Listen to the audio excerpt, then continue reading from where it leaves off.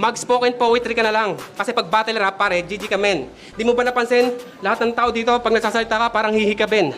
Ang tagal mo na nga mag-setup, tapos wala naman pala kami punchline na hihintayin. Lahat kayo ng kagrupo mo, mga bobo magsulat kung yung linya hihimayin. Tangin na pangharana yung sulat, tapos pagalit nilang bibigkasin. Alam nyo ba, dito ka nga, tol. Sobrang thankful ko talaga na nakapasok na ako sa flip top. Yeah. Congrats nyo naman ako. Alam niyo yon, libre merch, libre pagkain, libre pamasahe, libre flip-top beer, talagang solid yung alaga. Kaya nga hanga ako dyan kay boss eh. Kasi di niya rin kinalimutan yung hiling ko sa kanyang flip-top event na may isang tomboy na kasama. Ayun, may isang tanong na sa isip ko sumagi. Eh di hindi mo trip yung Tagalog. Dahil sa ganung wika, hindi ka makagalos. Kaya pala nag-stick na lang sa linya na puro English na halos kasi hindi siya makapag-Tagalog ng maayos. Ito'y Pilipino rap battle league. Di ba? Pero hindi ko sinabing bawal mag-English, mga pre. Yung I'm born to be fight nga ni Badang, pwede. Hoy! Hindi ako natitindihan o nakikipaglaro sa'yo. Kahit nung grain na salt, di kita maintindihan. Nakikitanguna lang ako. Tayo na, Floodway, tas biglang tsunami ka na yan. Eh, ang late-late mo naman. Tsunami. Hindi tsunami, hanggang pa ako lang. Tsunano. Magingay tayo para kay Tsunano.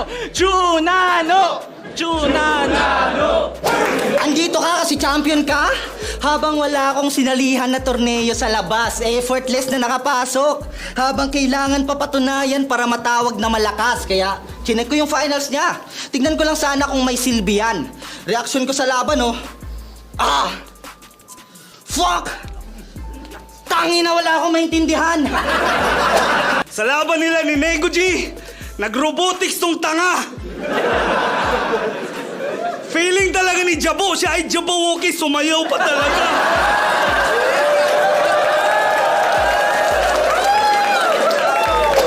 Joke lang na hindi ako marunong umintindihan ng Bisaya, kaya di mo ako mabubuwag.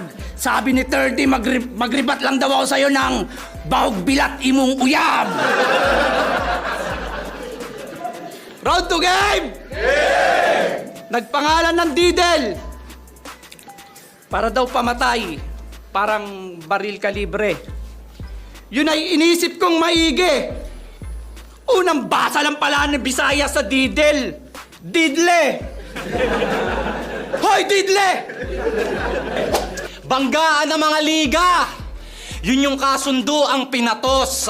Gagawin lahat para manalo't tumagos. Kung sukdulan na tubos, bara-baray papalag kahit suntukan ng mga host. Middle name na ito, Puno. Ah, shit.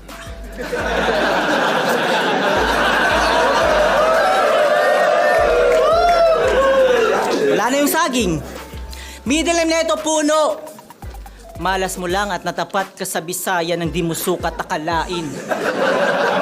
Sibak sa akin tong puno na parang puno lang ng sagde. Sa katunayan, may dalawang klase ng Bisaya at oo, totoo yung may nagbubutas para may matira. Who's next? Drop your favorite flip-top MC in the comments and they might be featured in the next compilation. Don't forget to like and subscribe.